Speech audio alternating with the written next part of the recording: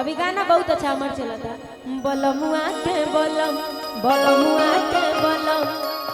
कि ऐलू हक के मैरिज डोलता कमर डैमेज आ देख के तो हर ब्यूटी हमर ब्रेन हो जाता है मैच कि ऐलू हक के मैरिज डोलता कमर डैमेज आ देख के तो हर ब्यूटी हमर ब्रेन हो जाता है मैच का कहीं कितना सैया पहले बा मोर सजैया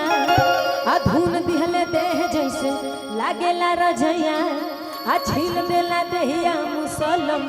बलमुआ के बलम बलमुआ के बलम। लेकिन रुक जाए ऐसा गाना बा कि एकरा के इंस्ट्रूमेंट पर गाए में बहुत ज्यादा दिक्कत होला लेकिन माइनस के कैसे हो गाए गाना के जब हम कम तब रो बजाए कि ऐलू हक के मैरिज डोलता कमर डैमेज आ देख के तो हर ब्यूटी हमर ब्रेन हो जाता है मैच का कहीं कितना सैया पहले बा मोर सजैया आ धुन देला देह जैसे लागेला रजैया आ छील देला दहिया मुसलम बलमुआ के बलम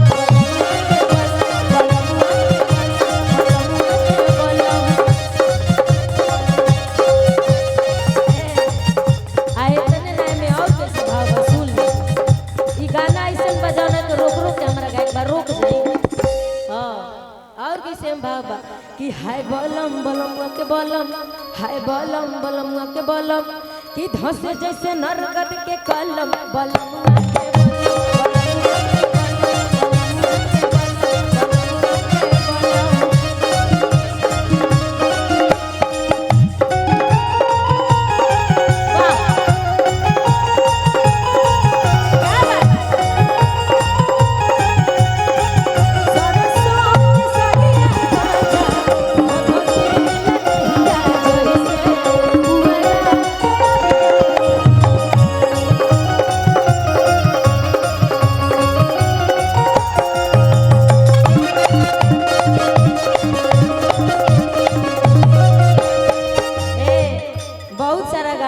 हम सोचनी ये मुखड़ा गा के छोड़ दी लेकिन यूट्यूबर भाई लोग खातिर ये गाना के हम अंतरों गा देते हैं जैसे कि आवते बहुत ज्यादा फरमाइशी मिलल कि बलमुआ के बलम एगो अंतरा एगो मुखड़ा गाइएगा इसलिए हम एगो अंतरा गाए और कैसे भाव भाव रतिया कि घूंघटा उठावते ही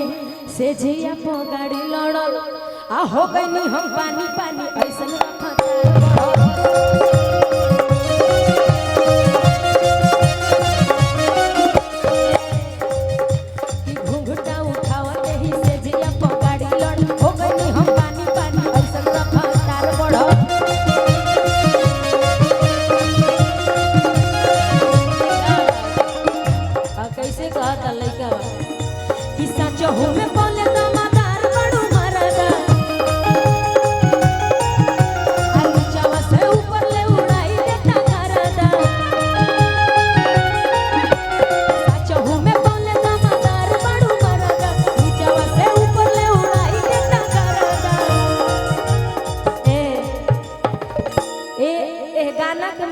बहुत सारा लोग हमरा से पूछल कि नया जी बलमुआ के बलम का कहला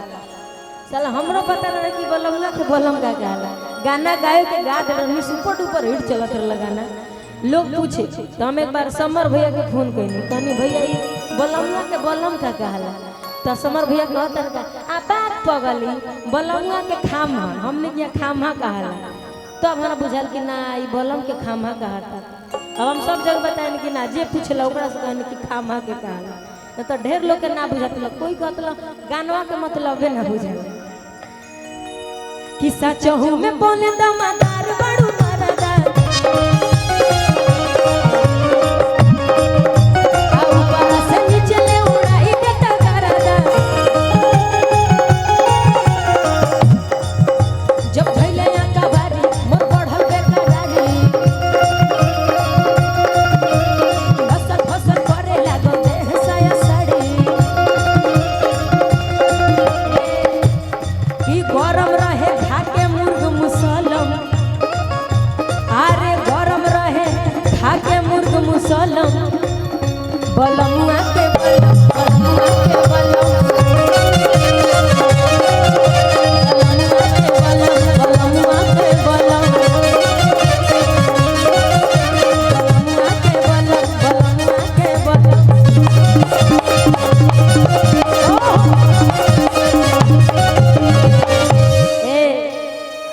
ई स्पेशल यूट्यूबर भाई लोग खातिर रहे ऐसे कि बड़ी फरमाइशी कर ले। अभी बहुत सारा गाना हिट चलता हमार कि बॉम्बे में लेके मकानिया और रखले बा दूगो नचनिया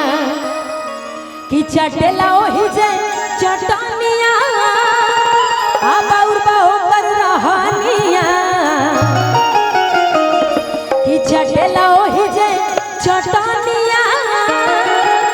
आ बाउर बाहो कर रहनिया कि मोतिहारी में लेके मकानिया आ रखले बा दूगो नचनिया कि बाटे ए जान तोहर चेहरा उतर लागता काम तोहर कौनो बिगड़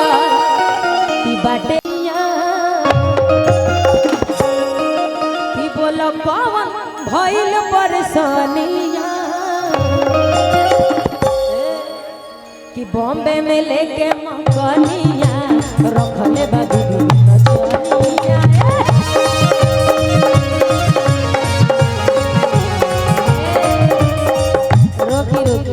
अभी हम जितना गायब अपन हिट गाना गायब जितना हमार हिट गाना बा ऐसे कि जे भी बोलैले बा हमरा के उहे गाना सुने खातिर बोलैले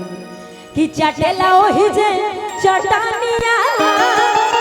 आ बाउर बाहो कर रहनिया कि चटेला ओही जे चटनिया आ बाउर बाहो कर रहनिया कि मोतिहारी में लेके मकानिया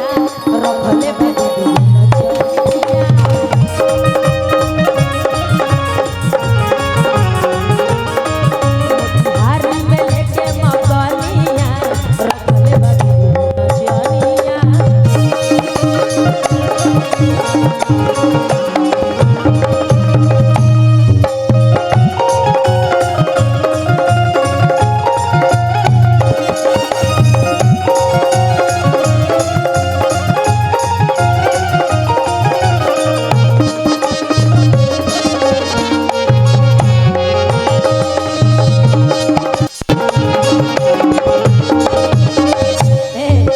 और कैसे कहता लइका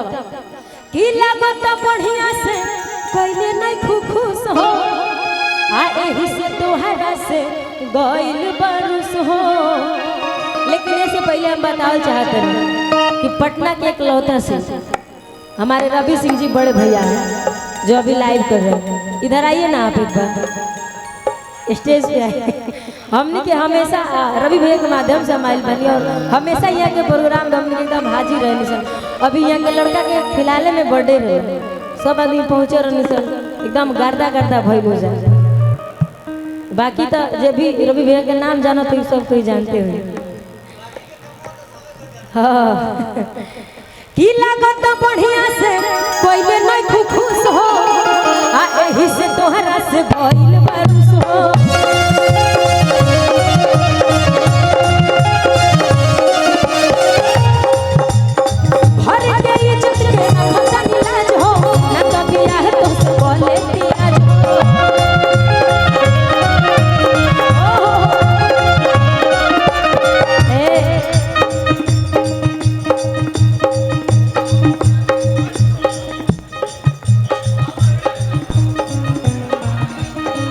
और हमारे मोतिहारी के शेर जो है महेश्वर सिंह जी के पुत्र हैं। और भैया का क्या नाम है? अच्छा वरुण सिंह जी, प्रणाम भैया। और आप लोग बैठ जाइए।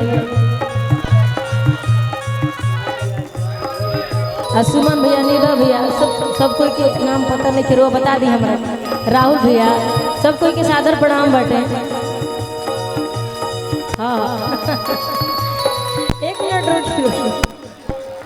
मैं एक लाइन आप सबके लिए गाना चाहती हूँ। एक लाइन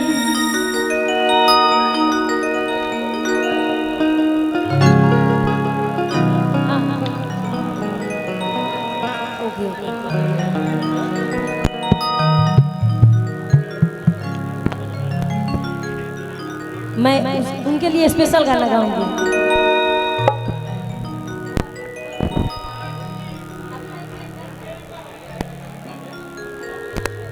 ओके ओके, मैं अभी गा दूं क्या?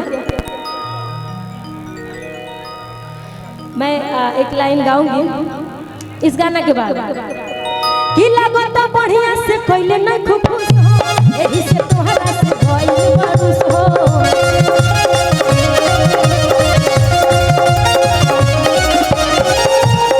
घर के इज्जत के रखत नहीं लाज हो, ना कभी आह तो से बोले तियाज हो।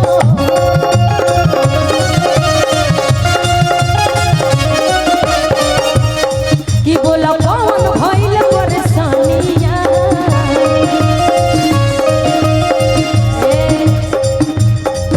मोतिहारी में लेके मकनिया रखले बाबू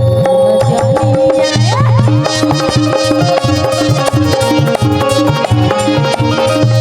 मोतिहारी में लेके मकनिया रखले बाबू जानिया।